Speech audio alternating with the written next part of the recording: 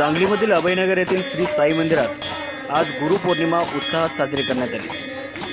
आज गुरुपौर्णिमेनिमित्त अभयनगर येथील साई मंदिरात विविध धार्मिक कार्यक्रमही आयोजित करण्यात आले होते।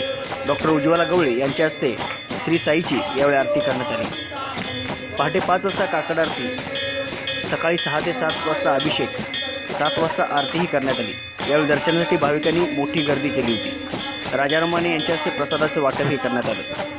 यावेळी भारतचंद्र कोळी, नाना मरगाळे, गोपाल कोळी, सचिन पवार, अतुल माने, रायनाथ कोळपे, अमोल गायकवाड, उत्तम अर्जुने, शेखर पाटील, संतोष पाटील, BS पाटील, मृणाल वाखनकर, शरद हेंगडे, अजित हुक्किरे, शाहीन शेख, भारत मेहता, स्वप्नील हक्के, सुरेंद्र दुपटे, देसाई आदी उपस्थित होते।